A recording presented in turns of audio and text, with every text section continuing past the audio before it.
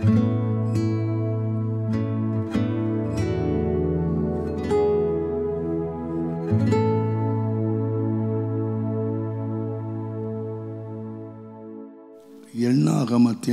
புஸ்தகம் 6ஆம் அதிகாரம் 24ஆம் வசனத்தை நான் வாசிக்கிறேன். கர்த்தர் உன்னை ஆசீர்வதித்து உன்னை காக்க கடவர். நம்ம எல்லாருக்கும் நன்றாகவே தெரியும், நம்முடைய தேவன் நம்மை காக்கிறவர். இஸ்ரவேலை காக்கிறவர் உறங்குறதும் இல்லை, தூங்குறதும் இல்லை.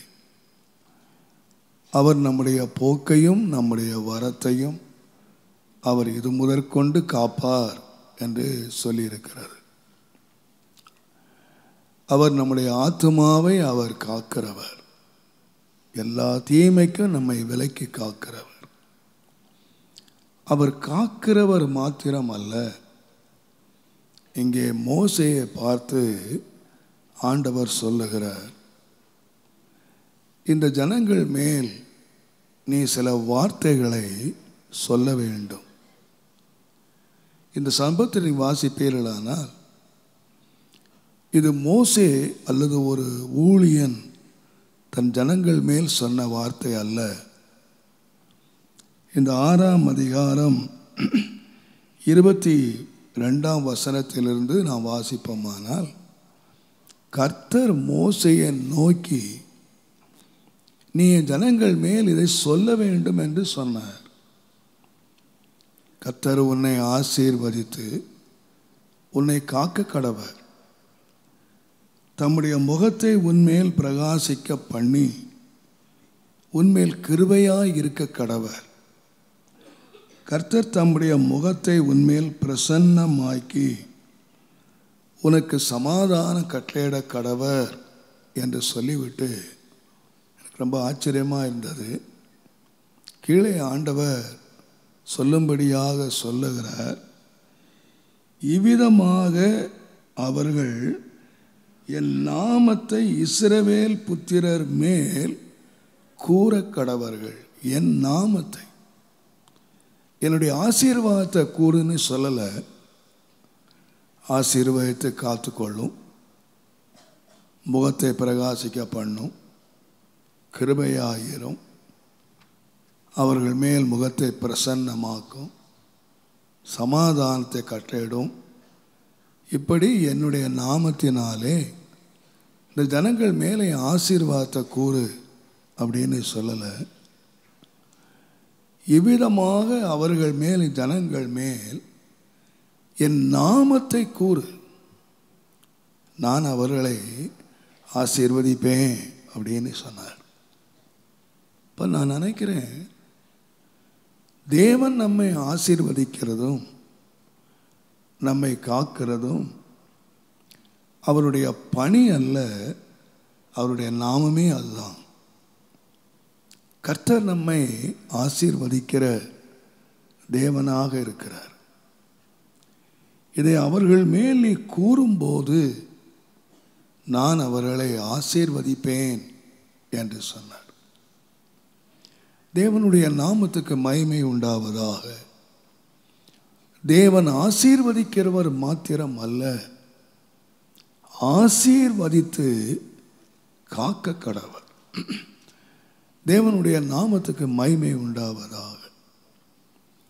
தேவன் நமக்கு தருகிற இந்த விசேஷித்த பாதுகாப்பிலே, இந்த 8வது மாதத்திலே கர்த்தர் ஒரு வித்தியாசமான ஒரு ஆசீர்வாதத்தை நம்மேல் கட்டளையிட வேண்டும் என்று நான் விசுவாசிக்கிறேன். 115ஆம் சங்கீதம் 12ஆம் வசனத்திலே கர்த்தர் நம்மை நினைத்திருக்கிறார், அவர் நம்மை ஆசீர்வதிப்பார் என்று சொன்னார். கர்த்தர் நம்மை நினைத்திருக்கிறார், அவர் இஸ்ரவேல் குடும்பத்தாரை ஆசீர்வதிப்பார், அவர் ஆரோன் குடும்பத்தாரை ஆசீர்வதிப்பார். கர்த்தர் நம்மை நினைத்திருக்கிறார் என்று சொல். ஆகினாலே தான் யாபேஸ் 1 நாளாகமம் 4:10 அவன் ஜெபித்த ஜெபத்திலே, தேவரீர் என்னை ஆசீர்வதியும் என்று மாத்திரம் அல்ல, என்னை ஆசீர்வதித்து என் எல்லையை விஸ்தாரமாக்கி உம்முடைய கரம் என்னோடு கூட இருந்து தீங்கு என்னை துக்கப்படுத்தாத படிக்கு அதற்கு விலக்கி காத்து கொள்ளும் என்று சொன்னான். வெறும் ஆசீர்வாதத்தை மாத்திரம் கேட்கல, என்னை நீர் ஆசீர்வதிக்கணும் என்று மாத்திரம் கேட்கல. அந்த ஜெபத்தினுடைய முடிவு என்னன்னு கேட்டிங்கன்னா, நீர் என்னை ஆசீர்வதிக்கணும், அதே வேளையில் என்ன செய்யணும்னு கேட்டிங்கன்னா, நீர் என்னை எல்லா தீமைக்கும் விலக்கி காத்து கொள்ள வேண்டும். அவன் கேட்டதை தேவன் அருளினார் என்று சொல்லியிருக்கு. இப்போ நான் விசுவாசிக்கிறேன், தேவன் அவனை ஆசீர்வதித்தது மாத்திரம் அல்ல, அவன் எல்லைகளை விஸ்தாரமாக்கினது மாத்திரம் அல்ல, அவனுடைய பாதுகாப்பையும் தேவன் தன்னுடைய கையிலே வைத்திருந்தார். தீங்குகளுக்கு விலக்கி, தீமைகளுக்கு விலக்கி தேவன் அவனை காத்து கொண்டார் என்று சொல்லலாம். நீங்கள் எண்ணாமத்தின் புஸ்தகத்திலே அந்த பீலேயாம் கர்த்தருடைய ஜனங்களை சபிக்கும்படியாக வந்த பொழுது அவன் ஒரு வார்த்தை அவன் சொல்லுகிறான். 23:20 இதோ ஆசீர்வதிக்க கட்டளை பெற்றேன், அவர் ஆசீர்வதிக்கிறார் என்று சொன்னார். அதோடு நம்ம நிறுத்திரல்ல, கர்த்தர் ஆசீர்வதிக்கிறார் என்று மாத்திரம் நிறுத்தல, அது கீழே அவன் சொல்லுகிறான், அவர்களுடைய தேவனாகிய கர்த்தர் அவர்களோடே இருக்கிறார், அவர்களுடைய ஜெய கம்பீரம் அங்கே இருக்கிறது, யாக்கோபுக்கு விரோதமான மந்திரவாதமோ குறி சொல்லுதலோ இல்லாதபடி தேவன் அவர்களை பாதுகாக்கிறார். இவன் எதுக்கு வந்தான்னு கேட்டிங்கன்னா, இவர்களை சபிக்கும்படியாக. நீ இவங்களை சபிச்சிட்டா நான் இவங்களை ஜெயித்திருவேன், நீ சபிச்சிட்டா அவங்க பாதுகாப்பு போயிடும், நான் வெற்றி எடுத்துருவேன் என்று சொல்லிதான் ஒரு பெரிய விலை கொடுத்து இவனை அழைத்திருக்கிறார். ஆனால் அவர் சொல்கிறார், கர்த்தரை ஆசீர்வதிக்கிறது மாத்திரம் அல்ல, நீ நினைக்கிறபடி அவர்களை சபிக்கவோ, அவர்களுக்கு விரோதமாய் குறி சொல்லவோ, அவர்களுக்கு விரோதமாக மந்திரவாதம் பண்ணவோ முடியவே முடியாது. ஏனென்று கேட்டால், அவர்களோடு ஒரு ராஜ கம்பீரம் அங்கே இருக்கிறது, அங்கே ஒரு பாதுகாப்பு இருக்கிறது. அவர் வெறும் ஆசீர்வதித்து மாத்திரம் விட்டுறதில்ல, அந்த ஆசீர்வதித்த தேவன் அவர்களோடவே கூட இருந்து அவர்களை பாதுகாக்கிறவராகவும் இருக்கிறார். ஆகையினாலே நான் அவர்களுக்கு விரோதமான குறி சொல்ல முடியாது, அவர்களுக்கு விரோதமாக நான் மந்திரவாதம் பண்ண முடியாது, அவர்களுக்கு விரோதமாக நான் சபிக்க முடியாது. அந்த ஆசீர்வதிக்கிற தேவன் அவர்களுக்கு பாதுகாப்பையும் வைத்திருக்கிறார். ஈசாக்கு தன்னுடைய குமாரன் ஆகிய யாக்கோபை ஆசீர்வதித்தார். தாயும் மகனுமாக சேர்ந்து அந்த தகப்பனிடத்திலிருந்து ஆசீர்வாதத்தை பெற்றார்கள். ஏசா வந்து கேட்கும்போது இந்த ஈசாக்கு சொன்னார், உனக்கு ஒரு ஆசீர்வாதம் கூட இல்லைப்பா, எல்லாத்தையும் அவனுக்கு கொடுத்துட்டேன். எல்லா ஆசீர்வாதத்தையும் கொடுத்துட்டாரு, ஆனால் அவருக்கு என்ன கொடுக்க முடியலைன்னு சொன்னால் பாதுகாப்பை கொடுக்க முடியலை. பிளெஸ்ஸிங்கை கொடுத்துட்டாரு, அவருக்கு பாதுகாப்பை கொடுக்க முடியாதனால ஏசா தன்னை கொன்று விடுவான் என்று நினைத்து அவன் கைக்கு தப்புவதற்கு அவர் ஓடி போனார். அவர் தன் பிள்ளையை பார்த்து சொல்ல முடியலை, நான் எல்லா ஆசீர்வாதத்தையும் உனக்கு நான் கொடுத்துட்டாப்பா, நான் உன்னை பாதுகாத்துக்குவேன், உங்கள் அண்ணனுடைய கை உன் மேலே படாதபடி, தீமை உன்னை தொடாதபடி நான் பார்த்துக்காது, இங்கே இருந்துக்கப்பா என்று சொல்ல முடியலை. அவருக்கு ஆசீர்வாதம் கொடுக்க முடிஞ்சது, ஆனால் பாதுகாப்பை கொடுக்க முடியலை. ஆனால் நம்முடைய தேவன் யாருன்னு கேட்டிங்கன்னா, ஆசீர்வாதத்தை கொடுக்கிறவர் மாத்திரம் அல்ல, அதோடு கூட பாதுகாப்பையும் கொடுக்கிறவர் என்பதை நாம் மறந்துவிடவே கூடாது. ஆகையினால தான் ஆண்டவர் சொன்னார், என் நாமத்தை அவர்கள் மேலே சொல்லுப்பா, உன்னை ஆசீர்வதித்து உன்னை காக்க கடவர் என்று சொல்லு, நான் அவர்களை பாதுகாப்பேன். நான் அப்படியே என் நாமத்தை நீ சொல்லுவாயானால் நான் அவர்களை ஆசீர்வதிப்பேன் என்று சொன்னார். தேவனுடைய நாமத்துக்கு மகிமை உண்டாவதாக. உண்மையாய் கர்த்தர் நம்மையும் நம்முடைய குடும்பங்களையும் நம்முடைய ஊழியங்களையும் கர்த்தர் இந்த ஆகஸ்ட் மாதத்திலே ஆசீர்வதித்து ஆண்டவர் பாதுகாக்க வேண்டும். அவருடைய பாதுகாப்புக்குள்ளே நம்மை தேவன் வைத்துக்கொள்ள வேண்டும். இந்த ஆசீர்வாதங்களை நான் யோசித்து கொண்ட வேளையிலே ஆண்டவர் 4 விதமான ஆசீர்வாதங்களை நம்முடைய தனி வாழ்க்கையிலே, நம்முடைய குடும்பத்திலே, நம்முடைய ஊழியத்திலே தர வேண்டும் என்று நான் விரும்புகிறேன்.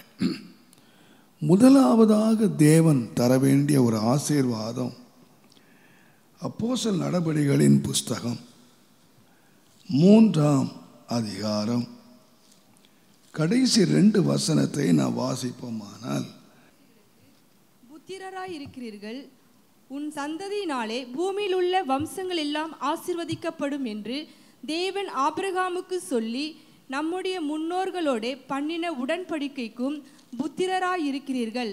அவர் உங்கள் எல்லாரையும், உடன்படிக்கைக்கும் புத்திரராய் இருக்கிறீர்கள், அவர் உங்கள் எல்லாரையும் உங்கள் பொல்லாங்குகளிலிருந்து விலக்கி உங்களை ஆசீர்வதிக்கும்படி தேவன் தம்முடைய பிள்ளையாகிய இயேசுவை எழுப்பி முதலாவது உங்களிடத்துக்கே அவரை அனுப்பினார். இந்த ஆசீர்வாதத்தை நான் அடிக்கடி சபையில் பேசியிருக்கிறேன்.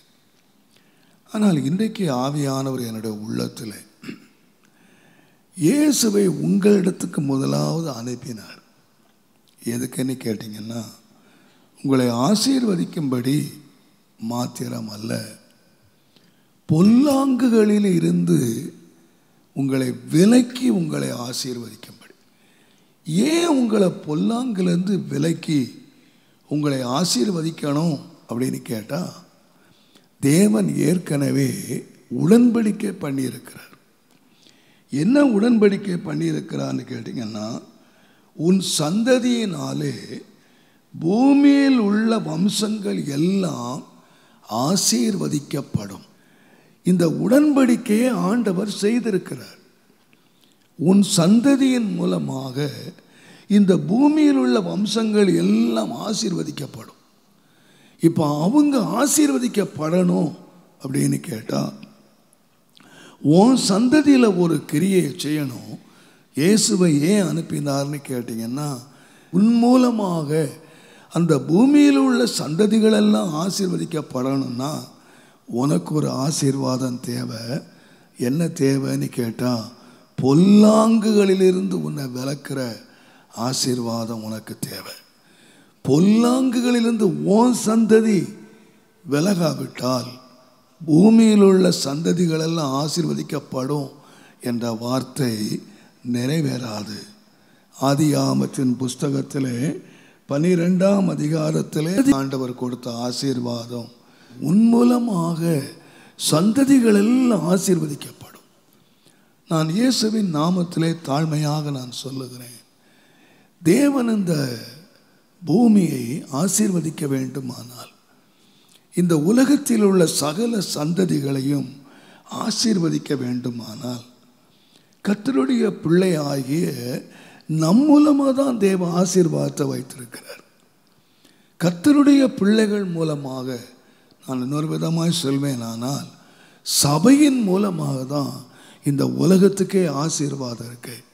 சபை இல்லாவிட்டால் இந்த உலகத்துக்கு ஆசீர்வாதம் கிடையாது. இந்த சபை தான் இந்த உலகத்துக்கு உப்பாக இருக்கு. இந்த சபை தான் உலகத்துக்கு வெளிச்சமாக இருக்கு. சபை தான் உலகத்துக்கு எல்லாமா இருக்கு.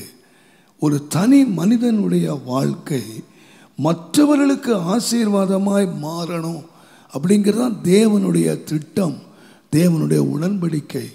தேவனால் அழைக்கப்பட்ட தேவ மனிதனாகிய ஆபிரகாமுக்கு ஆண்டவர் சொன்ன வாக்குத்தத்தம், உன்னுடைய சந்ததி மூலமாக எல்லா சந்ததிகளும் ஆசீர்வதிக்கப்படும். அப்போ நான் நினைக்கிறேன், நாம் நம்முடைய சந்ததிகள் இவைகளை கொண்டு தேவன் இந்த பூமியை ஆசீர்வதிக்க ஒரு பெரிய வாக்குத்தத்தத்தை தேவன் வைத்திருக்கிறார். அந்த நாளுக்காக தேவன் காத்திருக்கிறார். நான் நினைக்கிறேன், அந்த வாழ்க்கை நிறைவேற வேண்டுமானால் நம்முடைய தனி வாழ்க்கை, நம்முடைய குடும்பம், நம்முடைய சபை ஆசீர்வாதமாக மற்றவர்களுக்கு மாற வேண்டுமானால் ஆண்டவர் ஒரு ஆசீர்வாதத்தை நம்முடைய தனி வாழ்க்கையிலே, சபையிலே, குடும்பத்தில் தரணும்.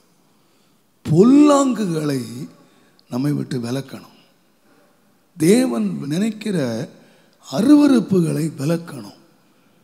நீங்கள் வேதத்தை வாசித்தீங்கன்னா, இயேசு இந்த உலகத்தில் இருந்த நாட்களிலே ஆசீர்வாதமாய் இருக்க வேண்டிய ஜனங்கள் அடிமைப்பட்டவர்களாய் கிடந்தார்கள். ரோமர்களுக்கு அடிமைகளாய் இருக்கிறார்கள். அந்த நாட்களில் தான் இயேசு இந்த உலகத்திலே அவதரித்தார் என்பதை நாம் மறந்துவிடக்கூடாது. ஆண்டவர் இந்த உலகத்திலே வந்தபோது அந்த யோவான் 8ஆம் அதிகாரத்திலே அந்த பெரிய ஒரு ஆண்டவர் அவர்களோடு பேசுகிற ஒரு சம்பவத்தை நீங்கள் வாசிக்கலாம். அதில் மிக முக்கியமாக ஆண்டவர் சொன்னார், 8ஆம் அதிகாரம் 44ஆம் வசனத்தில், நீங்கள் உங்கள் பிதாவாகிய பிசாசினால் உண்டானவர்கள், உங்கள் பிதாவினுடைய இச்சைகளின்படி செய்ய நீங்கள் மனதாயிருக்கிறீர்கள். இவர்கள் இந்த 8ஆம் அதிகாரத்தில் சொல்லுகிறார்கள், நாங்கள் ஆபிரகாமுடைய பிள்ளைகள், நாங்கள் ஒருவனுக்கும் அடிமையானது இல்லை என்று சேலஞ்சு பண்ணுறாங்க. ஆனால் ஏசு சொன்னார், நீங்கள் யாராக இருக்கிறீங்கன்னு கேட்டிங்கன்னா, நீங்கள் பிசாசினுடைய பிள்ளைகளாக இருக்கிறீங்க. அவனுடைய சித்தத்தை, அவனுடைய இச்சையின்படி செய்வதற்கு நீங்கள் பிடிபட்டிருக்கிறீங்க. நீங்கள் அவன் இச்சையை செய்துக்கிட்டு இருக்கிறீங்க. ஆனால் துக்கம் என்னன்னு கேட்டிங்கன்னா, அவங்க தன்னுடைய பிசாசின் இச்சையின்படி தாங்கள் செய்கிறோம் என்று அவர்கள் அறியாததினாலே மற்றவர்களுக்கு ஆசீர்வாதமாக இருக்க வேண்டிய அவர்கள் சிதறப்பட்டவர்களாக, அடிமைப்பட்டவர்களாக, பாவத்தினால் பிடிபட்டவர்களாக, தன்னுடைய ஆசீர்வாதத்தை கொண்டு வருகிற இரட்சகரையே கொலை செய்கிற அளவுக்கு கொலைகாரர்களாக அவர்கள் மாறினார்கள். ஆகையினாலே தான் இந்த பேதுரு சொல்லுகிறார், உங்கள் ஆசீர்வாதத்திலேயே பெரிய ஆசீர்வாதம் என்னன்னா, கர்த்தர் உங்களை ஆசீர்வதித்து உங்கள் மூலமாக ஒரு பெரிய ரட்சிப்பை அல்லது ஒரு பெரிய ஆசீர்வாதத்தை ஆண்டவர் கொடுக்கிறதுக்கு தான் பொல்லாங்குகளில் இருந்து கர்த்தர் உங்களை விலக்கி உங்களை ஆசீர்வதிப்பாராக. இந்த நாட்களிலே நம்முடைய தனிப்பட்ட வாழ்க்கையிலேயும் நம்முடைய குடும்ப வாழ்க்கையிலேயும் ஊழியத்திலேயும் தேவன் இறங்கி வர வேண்டும். இயேசுவை அனுப்பினார் என்றபடி இந்த உலகத்திலே ஆண்டவர் மகிமையாய் தம்முடைய ஆவியானவரை அனுப்பி ஒரு பெரிய கிரியை செய்கிறதை நாம் காண வேண்டும். நம்முடைய வீடுகளிலே இருந்து பொல்லாங்குகளை விலக்க வேண்டும். ஆசீர்வாதத்துக்கு தடையாக நம்முடைய வீடுகளிலே நாம் அறியாமலே வைத்திருக்கிற பொல்லாங்குகள், வீட்டுக்கு நாம் பொல்லாங்கு அடிமையாக இருக்கிறோம். ஆனால் அது அறியாமலே உட்கார்ந்துருக்கோம், அது தெரியாமலே உட்கார்ந்துருக்கிறோம். ஆனால் ஆண்டவர் அவைகளை எல்லாம் விலக்கி, ஆண்டவரே எங்களை ஒரு பரிசுத்தம் பண்ணி எங்களை ஆசீர்வதியும். அந்த பரிசுத்தம் பண்ணி பொல்லாங்கிலிருந்து ஆண்டவர் நம்மை விலக்கி நம்மை ஆசீர்வதிக்கும் பொழுது நாம் ஆசீர்வாதமாய் இருக்கிறது மாத்திரம் அல்ல, நான் இயேசுவின் நாமத்திலே தாழ்மையாய் சொல்லுவேன், இந்த பூமியில் உள்ள சந்ததிகள் ஆசீர்வதிக்கப்படுவார்கள் என்பதை நீங்கள் மறந்து விடவே கூடாது. இந்த இந்திய தேசம் நம் மூலமாக தான் ஆசீர்வதிக்கப்படணும். ஆண்டவர் சொல்லுவார், சகரியா தீர்க்கதரிசியின் புஸ்தகத்திலே 13ஆம் அதிகாரம் 1வது வசனத்தை நீங்கள் வாசிப்பீர்களானால், பாவத்தையும் அழுக்கையும் நீக்க தாவீதின் குடும்பத்தாருக்கும் எருசலேமின் குடிகளுக்கும் திறக்கப்பட்ட ஒரு ஊற்று உண்டாயிருக்கும். 13ஆம் அதிகாரம் 1ஆம் வசனத்திலே பாவத்தையும் அழுக்கையும் நீக்குகிற ஒரு ஊற்று உண்டாயிருக்கும். கடைசி நாளில் ஒரு ஊற்று உண்டாயிருக்கும். என்ன ஊற்றுனா, அது ஜீவ தண்ணீர் உள்ள ஊற்று இல்லை, அது தாகத்தை தீர்க்கிற ஊற்று அல்ல, ஆசீர்வாதத்தின் ஊற்று அல்ல, ஒரு ஊற்று உண்டாயிருக்கும். என்ன ஊற்றுனா, பாவத்தையும் அழுக்கையும் நீக்குகிற ஒரு ஊற்று உண்டாயிருக்கும். அந்த ஊற்று உண்டான என்ன நடக்கும்னு கேட்டிங்கன்னா, விக்கிரகங்கள் கட்டோடைய ஒளிந்து போகும். கர்த்தரே அந்த நாளிலே உயர்ந்திருப்பார். அப்போ தேவனுக்கு ஆசீர்வாதமாய் மாறணும். தேவன் இந்த உலகத்தில் இந்த தேவ கோபாக்கினை கொண்டு வருகிற இந்த விக்கிரகங்கள், சாபக்கேடானவைகள், இவைகளெல்லாம் விலக வேண்டுமானால் ஒரு ஊற்று நமக்கு இன்றைக்கு தேவை. நாம் ஆண்டவரே ஜீவ தண்ணீர் ஊற்றை ஊற்றும் என்று சொல்கிறோம், ஆசீர்வாதத்தின் ஊற்றை ஊற்றுன்னு சொல்கிறோம். ஆனால் நம்முடைய வாழ்க்கையிலே, நம்முடைய வீட்டில் என்ன வேணும்னு கேட்டிங்கன்னா, ஒரு ஊற்று வேணும். என்ன ஊற்று வேணும்னா, ஒரு ஜீவ தண்ணீராக, ஒரு நீரூற்றாக பிரவாகித்து ஓடுகிற ஒரு ஊற்று வேணும். என்ன ஊற்றுனா, பாவத்தையும் அழுக்கையும் நீக்குகிற ஒரு ஊற்று இன்றைக்கு நம்முடைய சபைக்கு தேவை, நம்முடைய வாழ்க்கைக்கு தேவை. நம்முடைய வீடுகளிலே தேவன் அறியாத காரியங்கள் என்னென்ன பொல்லாங்கு இருக்கிறதோ அவைகள் எல்லாம் அழிக்கப்பட வேண்டும். நான் நினைக்கிறேன், இஸ்ரவேல் ஜனங்கள் ஜெயம் எடுத்து வரும்போது சாபத்தீடான எல்லாவற்றையும் அகற்றும்படியாக ஆண்டவர் சொன்னார். ஆனால் எரிகோ பட்டணத்திலே அந்த ஆகான் வந்தபொழுது அவன் நினச்சிட்டான், தனக்கு ஒரு பெரிய ஆசீர்வாதம் வீட்டுக்குள்ளே இருக்குன்னு நினச்சிட்டு ஒரு பெரிய பொற்பாலத்தை அவன் கண்டான், பாபிலோனிய சால்வையை கண்டான், நல்ல வெள்ளியை கண்டான், எல்லாத்தையும் வீட்டுக்குள்ளே வச்சுட்டான். அவன் நினச்சான், வீட்டுக்குள்ளே பொண்ணு இருக்குது, வீட்டுக்குள்ளே வெள்ளி இருக்குது, வீட்டுக்குள்ளே நல்ல பாபிலோனிய சால்வை இருக்குது, அதுதான் பெரிய ஆசீர்வாதம், யாருக்குமே இல்லாது என் வீட்டுக்குள்ளே இருக்குது அப்படின்னு நினச்சான். ஆனால் அவனுக்கு தெரியாமல் போயிடுச்சு, அதுதான் இந்த ஜனங்கள் மேலே வருகிற சாபோன்னு அவனுக்கு தெரியாமல் போயிடுச்சு. அவன் நினச்சிட்டான், என்னுடைய வீட்டுக்குள்ளே ஆசீர்வாதம் வந்துடுச்சு, யார் வீட்டுக்குள்ளேயுமே இல்லாத ஆசீர்வாதம், பொண்ணு வந்துடுச்சு, வெள்ளி வந்துடுச்சு, நல்ல பாபிலோன் சால்வை வந்துடுச்சு, இதெல்லாம் என் வீட்டுக்குள்ளே வந்துடுச்சுன்னு நினச்சி தான் அவன் ஏமாந்தான். ஆனால் அவனுக்கு ஒன்று தெரியாது, இதுதான் பெரிய பொல்லாப்பு. அவன் ஆசீர்வாதம்னு நினச்சது அவனுக்கு பெரிய பொல்லாப்பாக வந்துடுச்சு. இன்றைக்கி நிறைய கர்த்தருடைய பிள்ளைகளுடைய கண்கள் திறக்கப்படணும், சபையாருடைய கண்கள் திறக்கப்படணும், கர்த்தருடைய பிள்ளைகளுடைய கண்கள் திறக்கப்படணும். நம்ம ஆசீர்வாதம் நினச்சிக்கிட்டு இருக்கிற அநேக காரியங்கள் தேவனுக்கு முன்பதாக பொல்லாததாக இருக்கிறது. அதை ஆண்டவர் நம்முடைய கண்களை திறந்து நம்மை சுத்திகரிக்கிற ஒரு சுத்திகரிப்பை தேவன் நிச்சயமாய் செய்வார். ஆனால் நான் தாழ்மையாக விசுவாசிக்கிறேன், ஒரு நீரூற்று வந்து நம்முடைய வாழ்க்கையிலே எல்லாவற்றையும் அகற்ற வேண்டியவைகளை அகற்றுவார். ஆனால் நிச்சயமாய் நாம் யாராய் இருப்போம்னு கேட்டிங்கன்னா, நாம் ஆசீர்வாதம் உள்ளவர்களாய் இருப்போம். ஆகையினாலே தான் லவோதிக்கா சபைக்கு சொல்லும்போது, நீ குருடனாக இருக்கிறப்பா, ஆனால் நீ என்ன சொல்கிறேன்னு கேட்டீங்கன்னா, நீ தெளிவுள்ளவனாக இருக்கிறேன்னு சொல்கிற, நீ குருடனாக இருந்து உனக்கு ஒன்றுமே தெரியலை, நீ நினைக்கிற பெரிய ஐஸ்வர்யனாக இருக்கிறேன், நான் பெரிய சம்பன்னனாக இருக்கிறேன். ஆனால் நான் உனக்கு சொல்லுகிறேன், நீ எந்த நிலைமையில் இருக்கிறேன்னு கேட்டால், நான் உன்னை மற்றவர்களுக்கு ஆசீர்வாதமாக நிலைமையில இல்லை, எந்த நிலைமையில் இருக்கிறேன்னு கேட்டால், உன்னை வாயிலிருந்து வாந்தி பண்ணி போடப்படுகிற ஒரு நிலைமையில இருக்கிற. ஆனால் நீ என்ன நினச்சிக்கிட்டு இருக்கிறேன்னு சொன்னால், நான் நல்லா பார்க்குறேன், எனக்கு நல்ல தரிசனம் இருக்குது, எனக்கு நல்ல வெளிச்சம் இருக்குது, எனக்கு ஐஸ்வர்யம் இருக்குது, எனக்கு எல்லா செழுமையும் இருக்குது, என் வாழ்க்கையில் ஒரு குறைவே இல்லை அப்படின்னு நினச்சிக்கிட்டு இருக்கிற. ஆனால் என் பார்வையில் ரொம்ப துக்கமாக நான் உனக்கு சொல்லுவேன், நீ சீக்கிரமாக மனம் திரும்பாவிட்டா என் வாயிலிருந்து நான் உன்னை வாந்தி பண்ணி போடுவேன். நான் எதற்காக இந்த சபையை வச்சேன்னு கேட்டால், ஆசீர்வாதத்துக்கு வச்சேன், மற்றவர்களுக்கு ஆசீர்வாதமாக இருக்கிறதுக்கு தான் நான் மீட்டு கொண்டேன். ஆனால் இப்போ எந்த நிலைமையில் இருக்குதுன்னு கேட்டால், நானே வாந்தி பண்ணி போட வேண்டிய நிலைமையில் நான் இருக்கிறேன். ஆகையினால நீ கேட்டு பெற்றுக்கொண்டதை நினைத்து நீ கலிக்கம் போடு. உன் கண்ணை கொஞ்சம் திறந்து பாரு, உன் கண்ணை கொஞ்சம் தெளிவாக்கட்டும். நான் இயேசுவின் நாமத்திலே தாழ்மையாக சொல்லுகிறேன். நாம் எல்லாரும் தயவாய் ஊக்கமாக ஜெபிக்கணும்.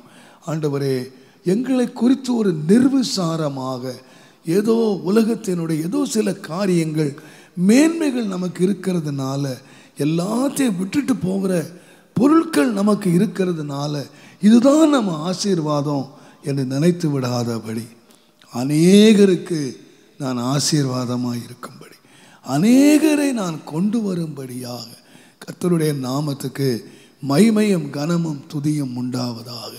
என் ஆண்டவராய் இயேசு பொல்லாங்குகளை நீக்கி சபையை சுத்தம் பண்ணின பொழுது வேதம் சொல்லுகிறது, அநேக கர்த்தரிடமாய் வந்தது போல இந்த ஆகஸ்ட் மாதம் நாம் ஒவ்வொருவரும் யாராக மாறணும்னு கேட்டிங்கன்னா, பொல்லாங்குகளிலிருந்து நம்மை விலக்கி நாம் மற்றவர்களுக்கு ஆசீர்வாதமாய் மாறும்படி, மற்றவர்களை ஆண்டவரிடத்திலே கொண்டு வரும்படி, மற்றவர்களுக்கு நாம் தேவனுடைய சித்தம் நம்மளை நிறைவேறும்படி. வாக்குத்தத்தமான ஆசீர்வாதம் என்னன்னு கேட்டிங்கன்னா, நீ அநேக சந்ததிகளுக்கு, அநேக ஜாதிகளுக்கு நீ ஆசீர்வாதமாய் இருப்பாய் என்று சொல்லப்படுகிறது. ஆகையினாலே தான் ஏசாயா தீர்க்கதரிசியினுடைய புஸ்தகத்திலே 60ஆம் அதிகாரத்திலே வாக்குத்தத்தமாய் சொல்லப்படுகிறது, நீ எழும்பி பிரகாசி, உன்னுடைய ஒளி வந்தது, உன்னுடைய வல்லமையை நீ தரித்துக்கொள், உன்னுடைய ஒளி வந்தது. வேதம் சொல்லுகிறது, இருள் ஜனங்களையும் காரிருள் பூமியையும் மூடும், ஆனால் கர்த்தர் உன்மேல் உதிப்பார், கர்த்தருடைய மகிமை உன்மேல் காணப்படும். அப்படி என்ன நடக்கும்னு கேட்டிங்கன்னா, உதிக்கிற ஒளியின் இடத்துக்கு ராஜாக்களும் வெளிச்சத்தின் இடத்துக்கு ஜாதிகளும் நடந்து வருவார்கள். உன்னிடத்தில் வருவாங்க, நீ அவங்கள்ட்ட போக வேண்டியதில்லை, உங்ககிட்ட அவங்க வருவாங்க. தேவன், நீ அங்கங்கே தேடி அலைய வேண்டியதில்லை, அவங்க உன்னிடத்திலே வருவாங்க, உன்னை தேடி வருவாங்க. எப்போன்னு கேட்டீங்கன்னா, உன்னுடைய இருளுள்ள வாழ்க்கை விலகி உன்மேலே என்னுடைய வெளிச்சம் காணப்படுமானால், நான் நினைக்கிறேன் நம்முடைய வாழ்க்கையில் உள்ள இருள், நம்முடைய வாழ்க்கையில் உள்ள பொல்லாங்குகள், நம்முடைய வாழ்க்கையில் உள்ள கர்த்தர் விரும்பாத காரியங்கள் நம்மை விட்டு விலகி நம்முடைய வாழ்க்கை ஒளியாக மாறி விடுமானால், நான் தாழ்மையாய் விசுவாசிக்கிறேன், நம்மை தேடி ஜனங்கள் வருவார்கள், ராஜாக்கள் வருவார்கள், அவர்கள் ஜனங்கள் வருவார்கள். எங்கிருந்து வருகிறார்கள்? காரிருளிலே வாழ்ந்த மக்கள், காரிருளிலே இருக்கிற மக்கள். வேதம் சொல்லுகிறது, இருள் ஜனங்களையும் காரிருள் இந்த பூமியையும் மூடும், ஆனால் கர்த்தர் உன்மேல் உதிப்பார். ஆனால் நாம் நினைக்கிறோம், ஆண்டு இப்போ எல்லாம் நிறைய பேர் சொல்லிக்கிட்டு இருக்காங்க, எப்படியோ என்னவோ அரசாட்சியெல்லாம் மாறிட்டு போகுது, என்னெல்லாமோ நடக்க போகுது, என்ன ஒன்றுமே செய்ய முடியாத ஒரு நிலைமை வந்துடும் போல் இருக்கு என்றெல்லாம் சொல்லுகிறார்கள். ஆனால் நான் தாழ்மையாக விசுவாசிக்கிறேன், நாம் மாத்திரம் இந்த உலகத்துக்கு வெளிச்சமாக நம்முடைய பொல்லாங்குகளை நம்மை விட்டு விலக்கி நம்முடைய பாவ காரியங்களை நம்மை விட்டு விலக்குவோமானால் தேவனுடைய நாமத்துக்கு மகிமை உண்டாவதாக. இருள் சூழ்ந்த உலகத்தை, இருள் சூழ்ந்த ஜனங்களை, இருளிலே வாழ்கிற மக்களை நாம் தேவனிடத்திலே கொண்டு வரத்தக்கதாய், அவர்கள் நம்மை தேடி வரத்தக்கதாய் தேவனுடைய நாமத்துக்கு மகிமையும் கனமும் உண்டாவதாக. நான் எல்லா பயத்தோடும் நான் ஆண்டவரை விசுவாசிக்கிறேன். உண்மையாக ஜனங்கள் ரட்சிக்கப்படுகிற காலம் என்ன அப்படின்னு கேட்டிங்கன்னா, ஜனங்கள் திரளாய் ரட்சிக்கப்படுற காலம் எங்கன்னு கேட்டிங்கன்னா, எங்கும் ஜனங்கள் இருளுக்குள்ளே ஆகிற காலம்தான் ஒரு பெரிய ரட்சிப்பின் காலம் என்பதை நீங்கள் மறந்துவிடவே கூடாது. நீங்கள் எழுப்புதலின் காலங்களை, சரித்திரங்களை நீங்கள் வாசிப்பீர்களானால், எழுப்புதல் எப்பொழுது வந்தது என்று சொன்னால், பயங்கரமான காரிருள் வந்த காலங்கள் தான். ஜான் நாக்ஸ் என்ற ஒரு தேவ மனுஷன், ஒரே மனுஷன் கர்த்தரிடத்தில் சொன்னார், ஸ்காட்லாந்து எனக்கு தாரும், இல்லாவிட்டால் நான் சாவேன் என்று சொன்னார். நான் சாவேன். அந்த நிலைமை நீங்கள், அந்த ஸ்காட்லாந்து நிலைமை நீங்கள் எடுத்து பார்த்தீங்கன்னா, பரிசுத்தவான்கள் எழும்பின காலங்களை எடுத்து பார்த்தீங்கன்னா, சபை எழும்பின காலங்களை எடுத்து பார்த்தீங்கன்னா, எல்லா இடங்களும் இருள் சூழ்ந்த காலம், காரிருள் சூழ்ந்த காலத்திலே தான் பொல்லாங்குகளிலிருந்து வெளியே வந்த ஒரு சிறு கூட்டம், ஒரு சிறு கூட்டத்தில் தான் தேவன் அநேக ஜாதிகளை கர்த்தர் கிருபையாக கொண்டு வந்தார். கர்த்தருடைய நாமத்துக்கு மகிமை உண்டாவதாக. உங்கள் மேலும் என் மேலும் ஒவ்வொரு கிறிஸ்தவன் மேலும் ஒரு பெரிய உத்தரவாதம் இருக்கிறது. என்ன உத்தரவாதம் தெரியுமா? ஆண்டவரே, நீர் என்னை பொல்லாங்குகளிலிருந்து நீக்கி நீர் என்னை ஆசீர்வதிப்பீரானால் தேவனுடைய நாமத்துக்கு மகிமை உண்டாவதாக. நாங்கள் யாராக மாறிடுவோம்னு சொன்னால் மற்றவங்களுக்கு நாங்கள் ஆசீர்வாதமாக மாறிடுவோம். நம்முடைய ஆசீர்வாதத்திலே பெரிய ஆசீர்வாதம் என்னன்னு கேட்டிங்கன்னா, உங்கள் ஒவ்வொருவருடைய வீட்டை தேடி ஜனங்கள் வரணும். கர்த்தர் ஜனங்களை தேடி வரணும். நம்முடைய ஒவ்வொரு வீடு ரட்சிப்பின் வீடாக மாறணும். நம்முடைய ஒவ்வொரு வாழ்க்கையும் தனிப்பட்ட முறையிலே நாம் ரட்சிக்கிறவர்களாக மாறணும். கர்த்தர் நம்ம இந்த காலங்களில் எடுத்து பயன்படுத்தணும். ஒவ்வொரு வாலிபனும் தேவனால் பயன்படுத்தப்படணும். ஒவ்வொரு குடும்பமும் பயன்படுத்தப்படணும். அதுதான் ஆசீர்வாதம். அதைத்தானே கொண்டு போக போகிறோம். அதைத்தானே நாம் எடுத்துகிட்டு போகிறோம். நம்ம பொண்ணையாக எடுத்துகிட்டு போக போகிறோம், நம்ம வெள்ளியமாக எடுத்துகிட்டு போகிறோம், வீட்டையாக எடுத்துகிட்டு போக போகிறோம், நம்ம நிலத்தையாக எடுத்துகிட்டு போகிறோம். எதையுமே எடுத்துகிட்டு போக போகிறதில்ல. ஆனால் அதுதான் நம்ம ஆசீர்வாதம் நினச்சி கட்டி பிடிச்சிட்டு அழுதுட்டு கிடக்கிறோம். ஆனால் நம்ம கொண்டு போக போகிறது என்னன்னு கேட்டிங்கன்னா தான் ஐயஸ் சொன்னார், உங்களை பரலோகத்தில் ஏற்றுக்கொள்வார் உண்டாகும்படி உங்கள் பொருளால் சிநேகிதரை சம்பாதியுங்கள் சொன்னார். அநேகரை நீதிக்குட்படுத்தினவர்கள் அவர்கள் நட்சத்திரங்களைப் போல பிரகாசிப்பார்கள் என்று சொன்னார். அப்போ நம்ம கொண்டு போக வேண்டியதை விட்டுட்டு நாம் எதை விட்டுட்டு போகிறதுக்கு தான் நாம் இன்றைக்கி பெரிய ஆசீர்வாதமாக நினச்சி நம்ம அதிலே மூழ்கி கிடக்கிறோம். ஆவியானவர் நம்ம இந்த நாட்களிலே நம்முடைய தனி வாழ்க்கையிலே உண்டாக வேண்டிய நம்மை அறிந்து கொள்ளாமல் கிடக்கிற காரியங்கள். இன்றைக்கி நான் வேதம் சொன்னது, உன்னுடைய கண்களில் உத்திரம் இருக்குப்பா, ஆனால் நீ அடுத்தவன் கண்ணில் இருக்க துரும்ப நீ பார்த்துக்கிட்டு இருக்க. இன்றைக்கி நாம் அறியலை, அடுத்தவங்களோட திரும்ப நாங்கள் பேசிக்கிட்டு இருக்கிறோம். ஆனால் என்னத்தை அறியாமல் போயிட்டோம்னு சொன்னீங்கன்னா, நம்முடைய கண்களிலே உள்ள பெரிய உத்திரங்களை அறியாமல் அதை வச்சுக்கிட்டு நம்ம பெரிய மேனே பாராட்டிக்கிட்டு இருக்கிறோம். இன்றைக்கு கர்த்தர் நம்முடைய கண்களை திறக்கணும், பொல்லாங்கு விட்டு விலக்கணும். நம்மை நாமே அறியத்தக்கதாய் கர்த்தர் ஒரு ஊற்றை சபையிலே ஊற்றணும். இந்த ஆகஸ்ட் மாதம் நான் விசேஷமாக நான் விசுவாசிக்கிறேன், பெரிய ஒரு பாவத்தையும் அழுக்கையும் நீக்குகிற ஒரு பெரிய ஊற்று உண்டாகி இந்த ஊழியம் ஒரு ஆசீர்வாதமான ஊழியமாக நான் இருக்க வேண்டும் என்று நான் விசுவாசி. என்னுடைய உள்ளத்தில் உண்மையான ஒரு ஆசை என்னன்னு கேட்டிங்கன்னா, என்னுடைய ஊழியத்தில் இந்த ஆகஸ்ட் மாதம் நான் 50 ஆண்டுகளை நான் முடிக்கிறேன். அது வேதத்தின்படி ஒரு யூபிலி ஆண்டு, ஒரு விடுதலையின் ஆண்டு என்று நான் விசுவாசிக்கிறேன். ஒரு பெரிய ஒரு இந்த 50ஆம் ஆண்டில் நான் தேவன்கிட்ட கேட்குற ஒரே ஒரு காரியம், ஒரு மகிமையான ஊற்று இந்த சபையில் இதுவரைக்கும் அனுபவித்திராத விதத்தில், இதுவரைக்கும் கண்டிராத விதத்தில் தேவன் பரிசுத்தம் செய்கிற ஒரு ஊற்று இந்த சபையில் உண்டாகணும். அந்த சாட்சிகளை நான் கேட்கணும். குடும்பங்களை தேவன் பரிசுத்தமாக்குகிற சாட்சிகள். எந்த ஆசீர்வாதத்தை காட்டிலும் கர்த்தர் இந்த ஊழியத்தில் பணத்தை கொடுத்திருக்கிறார், பொருளை கொடுத்திருக்கிறார், தேவைகளை எல்லாம் தேவன் தந்திருக்கிறார். ஆனால் ஒரு பெரிய ஆசீர்வாதத்தை இந்த 50ஆவது ஆண்டு ஆகஸ்ட் மாதத்தில் நான் ஆண்டவருடைய சமூகத்தில் எதிர்பார்க்குறேன். என்ன தெரியுமா? ஒரு பெரிய ஊற்று நம்முடைய சபையில் ஊற்றப்படணும், வீடுகளிலே ஊற்றப்படணும். ஒவ்வொருவரும் சாட்சி கொடுக்கணும். கர்த்தரின் பாவத்தை அழுக்கையும் நீக்கி எங்கள் வீட்டை பரிசுத்தமாக்கினார், எங்களை மற்றவர்களுக்கு ஆசீர்வாதமாக்கினார் என்ற சாட்சியை நாம் கேட்போமானால் உண்மையாக நான் சொல்லுகிறேன், நாம் மற்றவர்களுக்கு ஆசீர்வாதமாகிற ஒரு பெரிய ஆசீர்வாதத்தை கர்த்தர் கொடுத்து இந்த ஊழியத்தை நம்மை தனிப்பட்ட முறையிலே ஆசீர்வதித்து தேவன் காப்பாராக. தேவனுடைய நாமத்துக்கு மகிமை உண்டாவதாக. அந்த ஆசீர்வாதத்தோடு நாம் வளருவோமானால் அடுத்து என்ன நடக்கிறது கேட்டிங்கன்னா, ஒரு வேதம் சொல்லுகிறது, ஆதியாகமத்தின் புஸ்தகம் 26ஆம் அதிகாரம் 12ஆம் 13ஆம் வசனத்தை, ஈசாக்கு அந்த தேசத்திலே விதை விதைத்தான், கர்த்தர் அவனை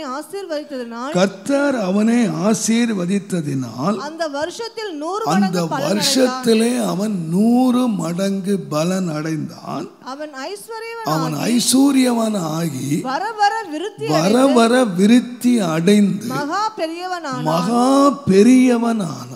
இந்த மனுஷனுடைய வாழ்க்கையை நீங்கள் பார்த்தீங்கன்னா 26ஆம் அதிகாரம் 1வது வசனத்தில் அவர் அங்கே எங்கே வந்தார்னு கேட்டிங்கன்னா, பஞ்சத்துக்காக வந்தார். ஒரு பஞ்சத்துக்கு தப்புறதுக்காக தான் அங்கே வந்தார். நீங்கள் 26ஆம் அதிகாரம் 7ஆம் வசனத்தை பார்த்தீங்கன்னா அங்கே வேதம் சொல்லுகிறது, தன் மனைவியவே சகோதரி என்று சொல்லக்கூடிய அளவில் பயந்தவனாய் உள்ள வந்தான். உள்ள வரும்போது எப்படி வந்தான்னு கேட்டிங்கன்னா, பஞ்சத்துக்கு தப்புறதுக்காக ஒரு பயந்த மனுஷனாக வந்தான். ஆனால் கர்த்தர் அவரை அந்த இடத்துல எப்படி மாற்றினார்னு கேட்டிங்கன்னா, 26ஆம் அதிகாரம் 16ஆம் வசனத்தில், எங்களை பார்க்கிலும் நீ மிகவும் பலத்தவனானாய் என்று சொன்னார்.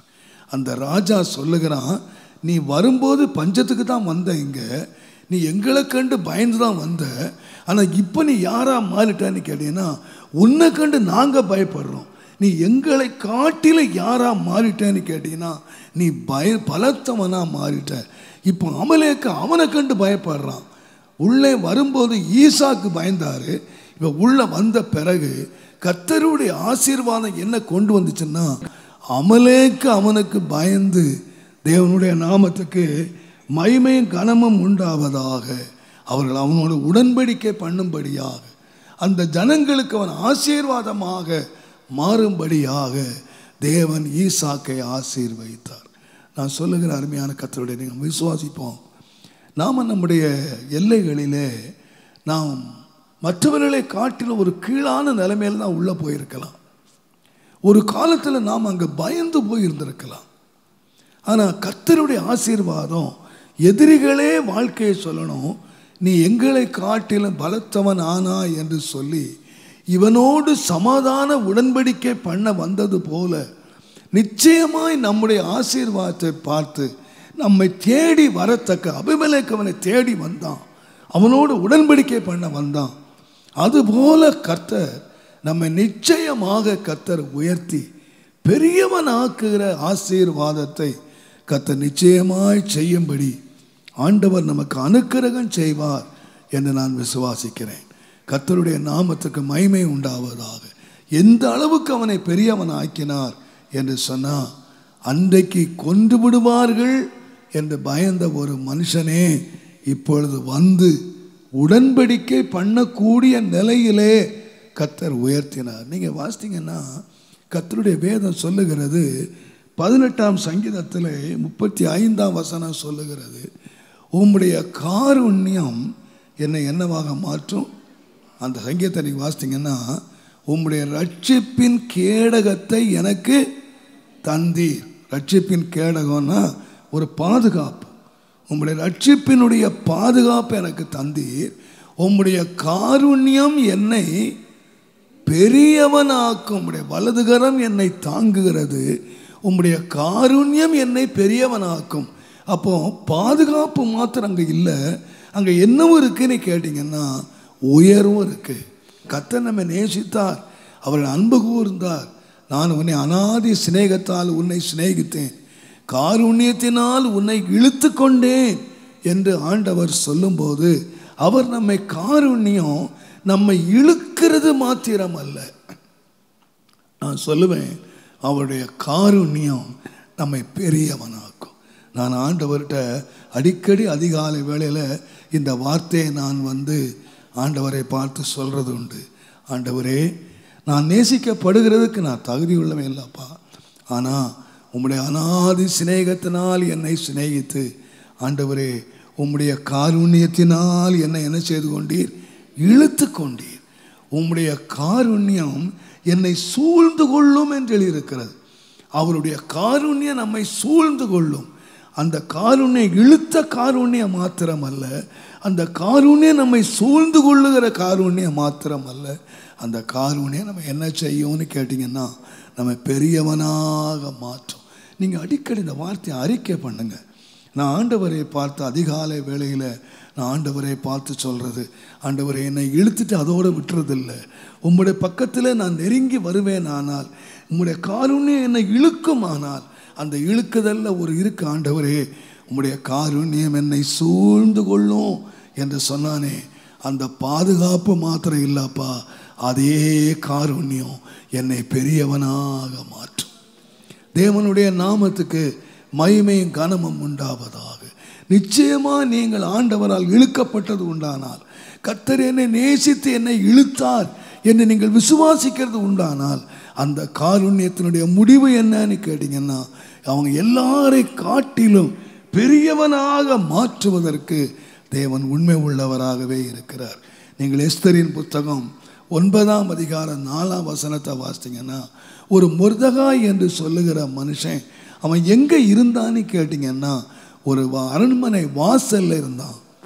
ஒரு அற்பமாய் எண்ணப்பட்டவனாய் இருந்தான்.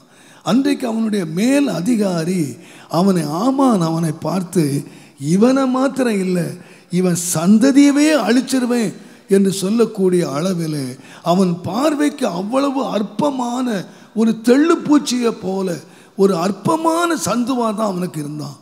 இவங்களை அழிக்கிறது அவனுக்கு ரொம்ப ஈஸியாக இருந்துச்சு. ரொம்ப இவங்களை அழிச்சிடலான்னு சொல்லி பெரிய கற்பனையோடு இருந்தான். ஆனால் வேதம் என்ன சொல்ல தெரியுமா?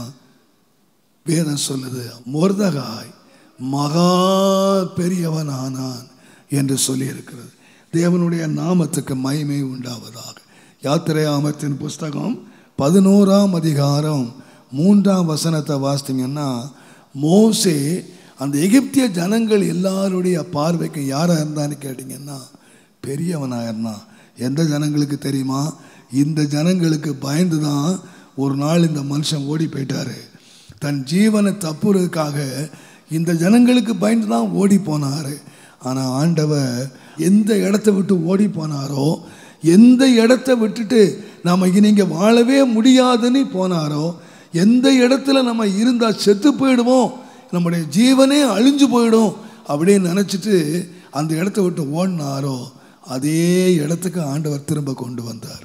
அதே இடத்துல கொண்டு வந்து அவனை யாராக மாற்றினார்னு கேட்டிங்கன்னா, சாதாரண ஆளாக மாற்றலை, அவனை யாராக மாற்றினார்னு கேட்டிங்கன்னா பெரியவனாக அவனை மாற்றினார். அந்த எகிப்திய ஜனங்கள் அவனை பார்க்குறாங்க, என்னடா ஒரு காலத்தில் நமக்கு பயந்து ஓடுனா இப்போ இவன் யாராக இருக்கிறான்னு கேட்டிங்கன்னா நம்ம எல்லாரை காட்டிலும் அவன் பெரியவனாக இருக்கிறான். கர்த்தருடைய நாமத்துக்கு மகிமை உண்டாவதாக. ஒரு நாள் நீ ஓடி போயிருக்கலாம், ஒரு நாள் உன்னை துரத்தி இருக்கலாம், உன் குடும்பத்து மத்தியில் உன்னை துரத்தி இருக்கலாம். ஆனால் ஆண்டவர் அதே இடத்துல திரும்ப கொண்டு வந்து உன்னை நிலை நிறுத்தி உன்னை என்ன செய்கிறார்னு கேட்டிங்கன்னா மகா பெரியவனாக கர்த்தர் மாற்றுகிறார். தேவனுடைய நாமத்துக்கு மகிமையும் கனமும் உண்டாவதாக. நீங்கள் தானியேலின் புஸ்தகம் 2ஆம் அதிகாரம் 48ஆம் வசனத்தை வாசித்தீங்கன்னா அங்கே தானியேல் பெரியவனானான் என்று இருக்கிறது. தானியேல் எப்படிங்க வந்த? இந்த நாட்டுக்கு ஒரு அடிமையாக வந்த, ஒரு கைதியாக நீ வந்த. தேவனுடைய நாமத்துக்கு மகிமை உண்டாவதாக.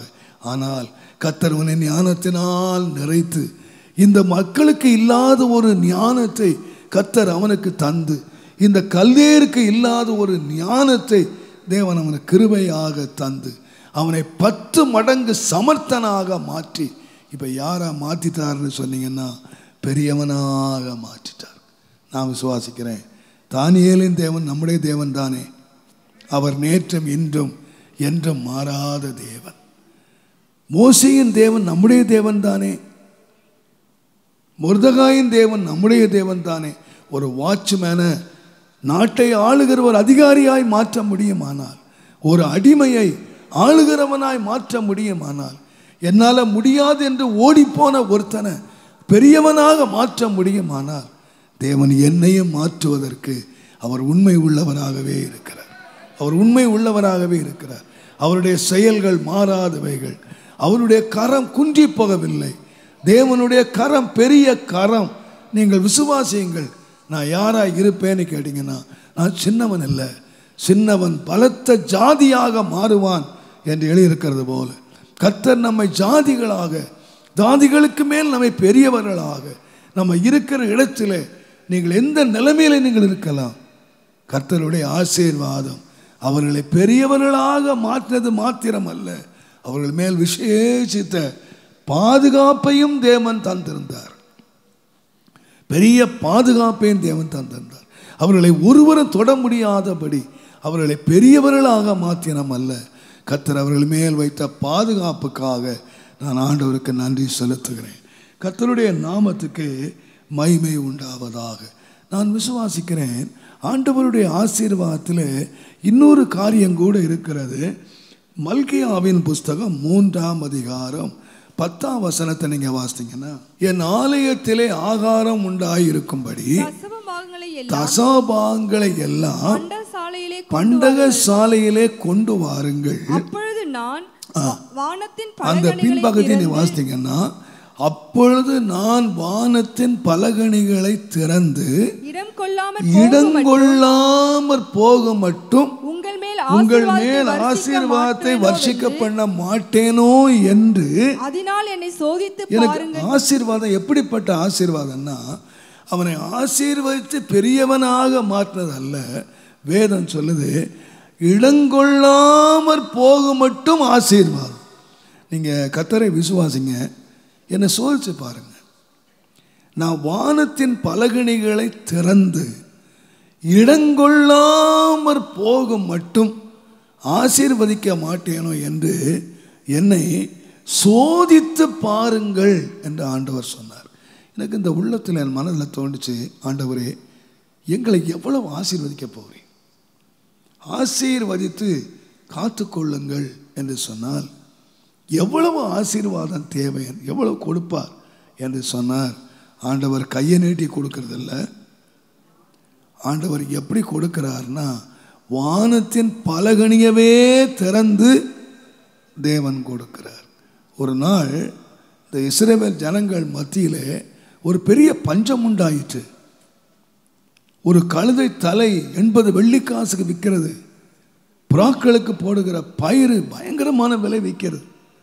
இந்த பஞ்ச காலத்தில் ஆண்டவர் சொன்னார், நாளைக்கு ஒரு மரக்கால் கோதுமை ஒரு பணத்துக்கு விற்கும்.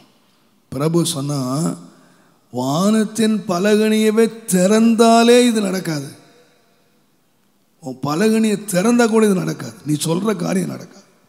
ஆனால் எலிசா சொன்னார், நீ கண்ணால் காண்பாய், ஆனால் நீ அதில் புசிக்க மாட்டாய்.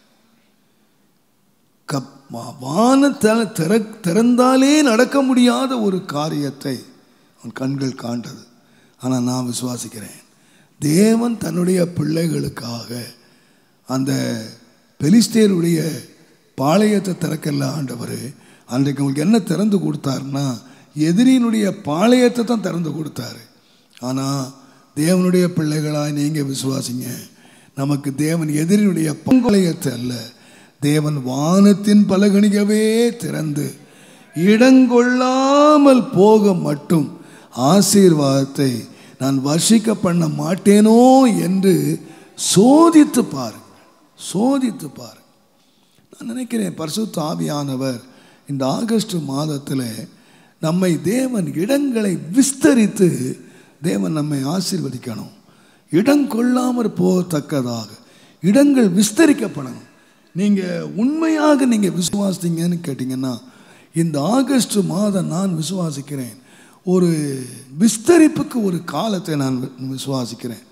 ஆண்டவர்கிட்ட நான் அந்த ஜெபித்து கொண்ட போது, ராத்திரி ஜெபித்து கொண்டிருந்த பொழுது என் உள்ளத்திலே ஆண்டவர் அந்த எலிசா சொன்னான் பாருங்க, ரெண்டு ராஜாக்களின் புஸ்தகம் 6ஆம் அதிகாரத்தில் ஒரு சகோதரி அங்கே வர்றா.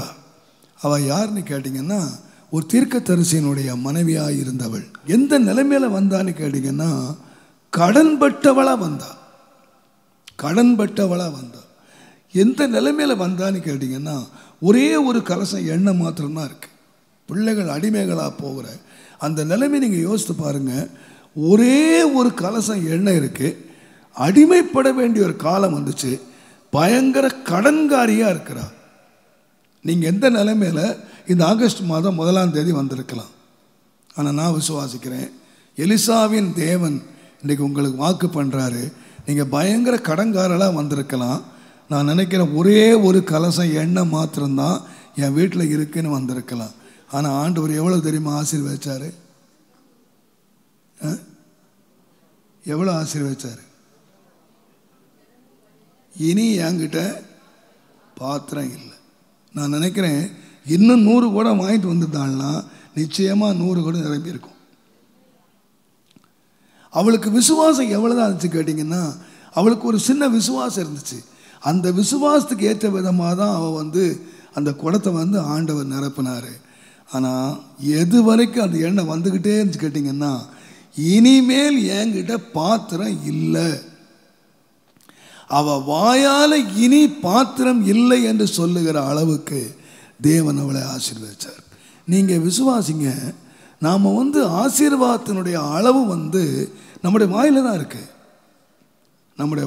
இருக்குது. கர்த்தருக்கு ஆசீர்வாதத்துக்கு எல்லையே இல்லை. அதுக்கு எல்லையே கிடையாது. ஆண்டவர் இடம் கொள்ளாமற் போக மட்டும். அதனால தான் ஆண்டவர் சொன்னார், நீ வலது பக்கமும் இடது பக்கமும் இடங்கொண்டு பெருகுவாய்.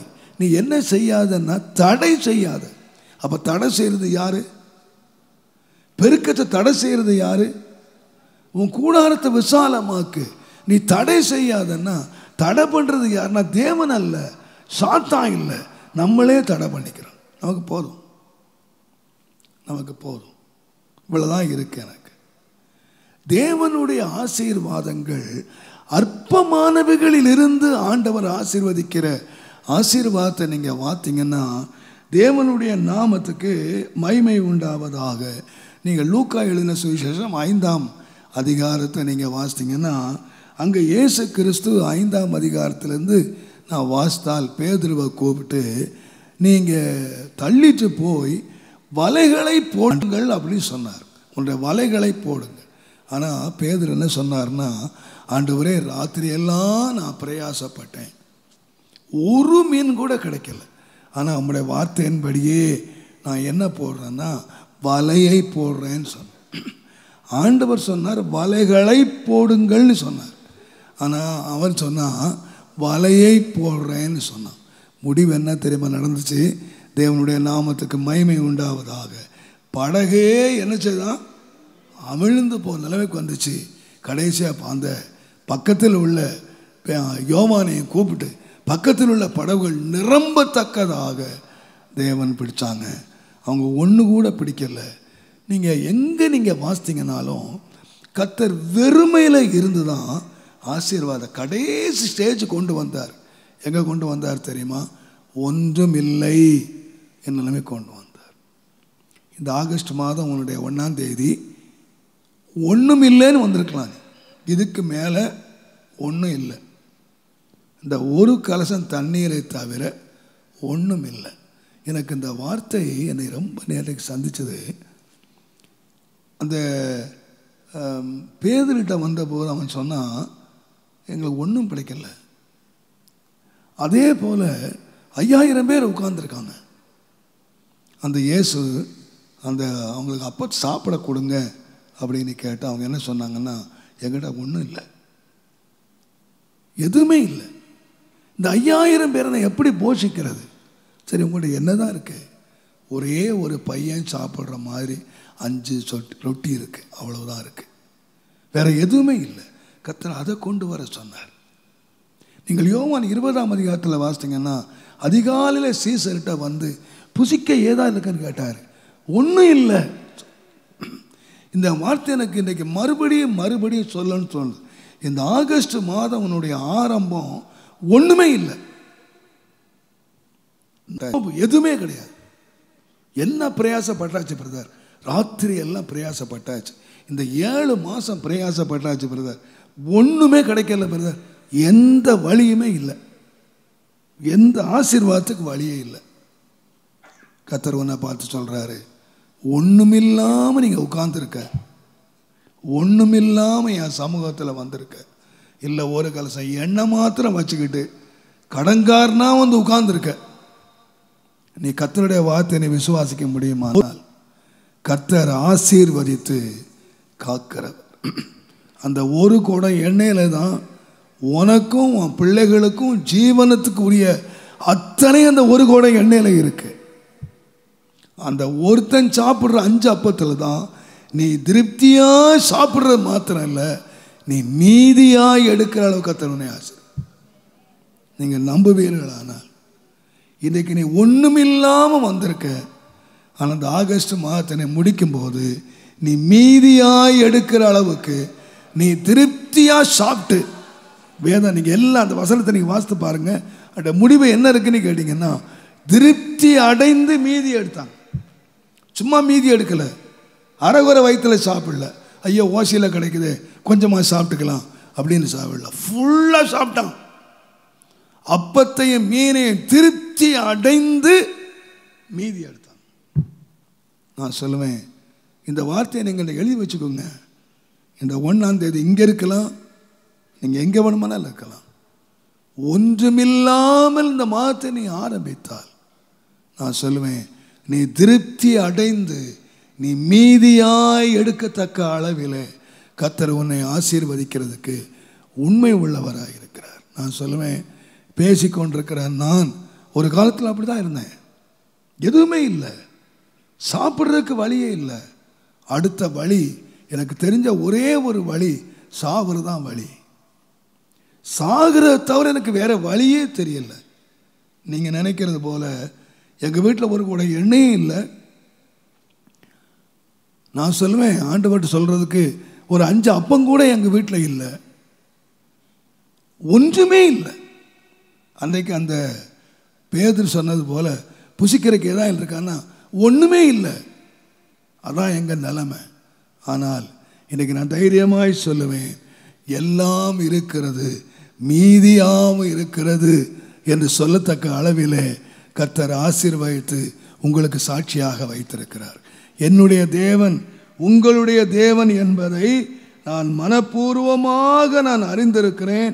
கர்த்தருடைய நாமத்துக்கு மகிமை உண்டாவதாக. ஆகையால் நீ கையிடும் எல்லாவற்றையும் கர்த்தர் ஆசீர்வதித்து உன்னை பெருக பண்ணுவதற்கு வல்லமை உள்ளவராயிருக்கிறார். ஆகையினால் தான் கடைசியாக 2 நாளாகமத்தின் புஸ்தகம் 31ஆம் அதிகாரம் 10ஆம் வசனத்தை நீங்கள் வாசித்தீங்கன்னா, 2 நாளாகமம் 31ஆம் அதிகாரம் 10ஆம் வசனத்திலே, சாதோக்கின் சந்ததியாகிய அசரியா என்னும் பிரதான ஆசாரியன் அவனை நோக்கி, இந்த காணிக்கையை கர்த்தருடைய ஆலயத்திற்கு கொண்டு வர தொடங்கினது முதல், இந்த கொண்டு வர தொடங்கின முதல் நாங்கள் சாப்பிட்டு திருப்தி அடைந்தோம், இன்னும் மிச்சமும் இருக்கிறது என்று சொன்னார். இன்னும் மிச்சம் இருக்கிறது.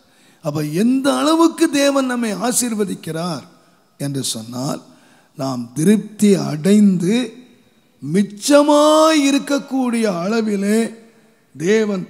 எதனால மிச்சம் வந்ததுன்னு கேட்டீங்கன்னா, அவங்க சொல்றான், கர்த்தர் ஆசீர்வதித்ததினால் கர்த்தர் மிச்சம் எடுக்கத்தக்கதாய், மீதி எடுக்கத்தக்கதாய், குவித்து வைக்கத்தக்கதாய், எல்லாரும் வந்து பார்க்கத்தக்கதாய் கர்த்தர் பிரத்யட்சமாய் கிரியை செய்தது போல கர்த்தர் என்னுடைய வாழ்க்கையிலையும் உங்கள் குடும்ப வாழ்க்கையிலையும் நம் ஒவ்வொருவருடைய வாழ்க்கையிலையும் தேவன் நிச்சயமாய் செய்வார் என்று நான் விசுவாசிக்கிறேன்.